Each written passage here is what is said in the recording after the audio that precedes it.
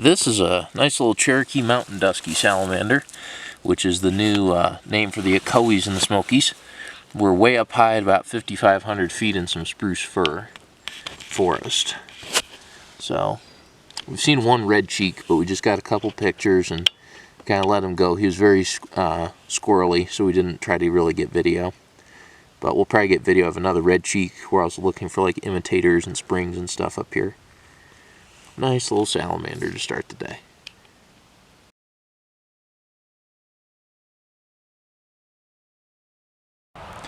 Alright, here are two little southern Pygmy salamanders, also found in that high elevation spruce fir forest. So these are the Pygmy salamanders. Actually, one of them is off the log and onto the moss. These are actually desmogs. These and seepage salamanders kind of battle for the I guess the honor of being the smallest dusky salamander in North America. They only live at high elevation in spruce fir forests above about 4,500, 5,000 feet. And these are the ones that they're the southern Pygmy lives, I want to say, from like Boone, North Carolina southward. And then the ones up in northern North Carolina, southwest Virginia, like on White Top Mountain and places like that, are northern Pygmy. So, cool. Third species of the morning.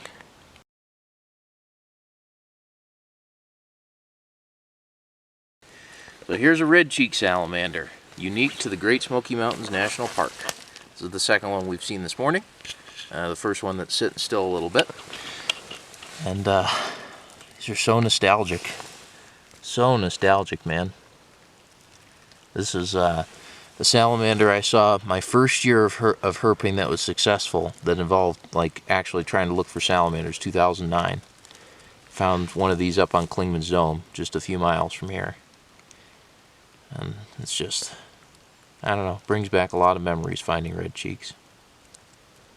Being up at 6,000 feet where it's 60 degrees even on a hot summer day down in Gatlinburg. Just finding these with ease. Really fun stuff. Really, really beautiful salamanders too. And I'm hoping we find an imitator salamander, which are desmogs. And they use Batesian mimicry. Because these guys are actually, they have a secretion from the tail that's poisonous. So when a predator catches them, they're toxic. And the imitator salamander kind of has a faux, like, orange cheek that mimics this. So cool.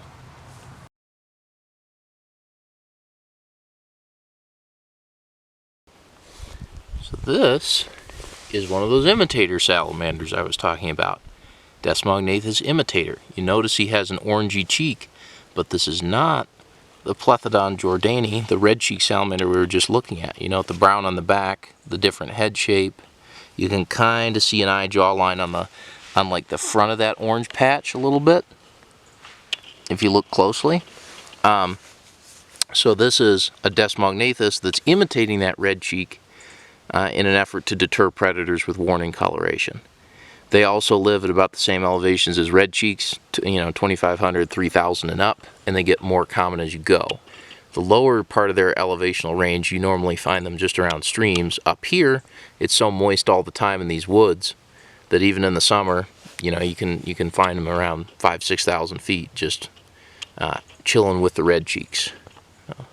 Very cool, very cool. That's I want to say our fourth species this morning: imitator red cheek, Cherokee Mountain Dusky, and Pygmy.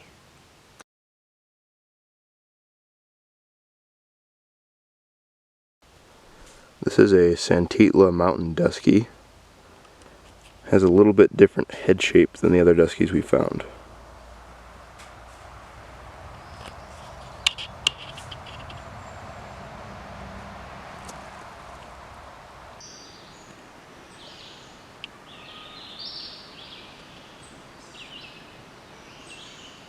So this is a subadult black-chin red salamander. We are still in the Smokies. He's cruising along here in this little seep. I've seen the larvae of this species before, but never the full adults. This is not as big as they get, but it is an adult. It's transformed. You see he's missing part of his tail. So either he has not eaten in a while, or he lost a territorial battle with another salamander and just kind of slowly regrowing his tail.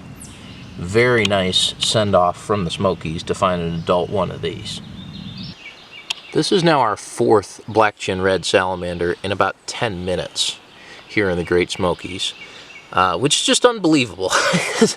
I've been in this park many times, including at this specific spot.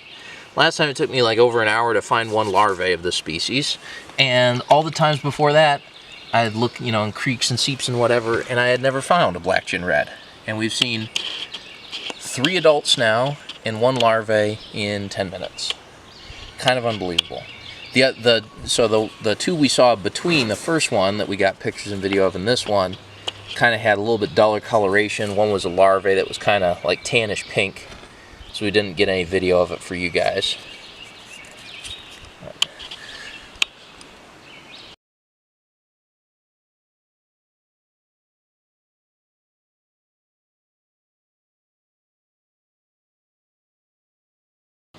This is a timber rattlesnake, just off trail in the Great Smoky Mountains at the side of a seep. What a way to break 65 for our total trip herp species. That is awesome. Here, a little more footage of this Timber Rattler. Wow. She's going through the woods. Alright, well that's kind of strange. Alright, well have a nice day. You too, sir. Have a nice day. Have a nice day, yeah.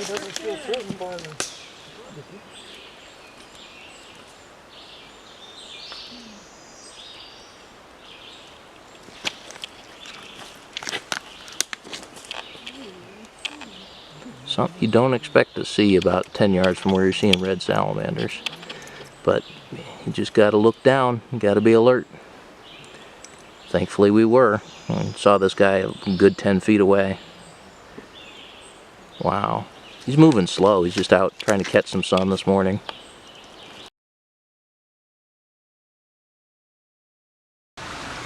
This is yet another Cherokee Blackbelly salamander. This one a lot bigger. That shockingly I was able to wrangle and get out of the stream onto the bank for you guys for a picture. We are no longer in the national park itself. We are like just outside the boundary. But very cool stream salamander to see. They do get a little bigger than this, just for size comparison. I have big gorilla hands. Insert Donald Trump quote here.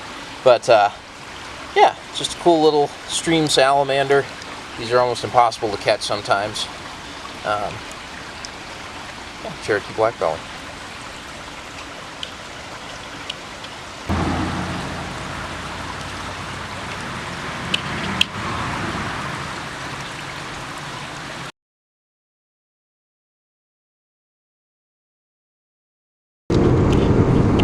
We are now in the great state of Kentucky after this morning's wonderful herping in the Great Smoky Mountains, where we saw the adult red salamander and red cheeks and imitators and all that stuff. The timber rattlesnake, we can forget that. Nolan is driving La Coche, the car, so you don't speak Espanol. We're going to meet a bioprofessor to look for some pretty cool salamanders tonight in the hills of southeast Kentucky. Notice just how much like lower, steeper, closer together the mountains are here in southeast Kentucky. This is like coal country we're rolling through in Harlan County. But yeah, it's been a wonderful trip so far. I think this next part of the video may actually, you know, we'll get like herping video if we see the salamanders, but it'll also be an environmental economics episode where we interview this professor about conservation of a few rare species out here. So stay tuned for this herping part of the video and look for the link in the description to the environmental economics part of the video. So enjoy the Kentucky scenery and see if that bluegrass station isn't in range yet. Researcher we're meeting told me to listen to a particular bluegrass station that he likes on our way in, but not in range yet. Anyway, thoughts, Nolan? No thoughts. No comment. Nolan has no comment.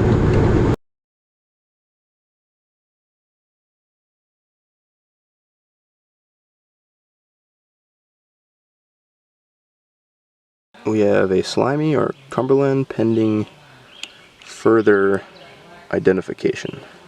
Here's the larvae of a Kentucky spring salamander, Dronophilus porphyriticus dury. We just saw an Allegheny Mountain Dusky that we got some pictures of, I'll include in the video, but not video. He was very skittish. Cool stuff. Alright, this is what we think is a seal salamander, also in eastern Kentucky, just near the same place where we saw the greens and the northern slimy, and a longtail that we didn't get a picture of, or, well, at least a good picture because it was far back in the crevice. And the Kentucky spring larvae, and Allegheny Mountain Dusky. So, yeah, we're rolling. Alright, this is a little northern dusky salamander that we flipped in this creek. We've seen like 10 seals now, a couple of Allegheny Duskies, Kentucky spring larvae, now a fuscus. Cool stuff. This is a southern two-line salamander that's crawling away. Same shell stream in Kentucky. We found one of these. Stephen found one of these. And so yeah, we're at 2 of those. Here's an Allegheny Mountain Dusky. Same stream. Magnetus or Facius or Facius.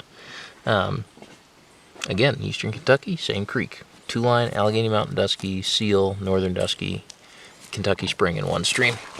So this morning in Tennessee we were looking at a black Gin Red Salamander, Pseudotriton ruber schnecki, I think, and this is Pseudotriton ruber northern red salamander here in Kentucky. Same stream with the 2 lines, the Allegheny Mountain Dusky, the seal, the northern dusky. Just a wonderfully productive spot here, and a really nice salamander, if we don't see anything else tonight, to kind of end the trip on. Northern red, just classic Appalachian salamander stuff.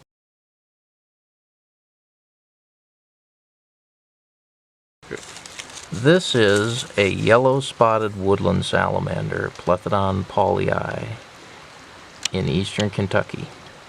This is what we've been looking for. This is what's unique here to the woods. We found this on a rock face. There's another one kind of deep in a crevice on a rock face. Then we have a baby. It's gone somewhere over here. We've kind of let it go back into the leaf litter. We thought our chances wouldn't be good tonight, but hey, we found them anyway. Sometimes it's better to be lucky than good, even though it hasn't rained in a week. Here they are. Just unbelievable. Unbelievable night. To see the green. There's our little one right there, our little yellow-spotted woodland. You see the green, adult black Gin Red this morning, adult northern red, long tail, slimy, gaggle of high elevation stuff, timber rattlesnake. What a day of herping. Just what a day of herping. I don't know if I've ever had a day of herping like this. I'm really at a loss. Here is the yellow-spotted woodland salamander going back into his native rock crevice habitat. There he goes.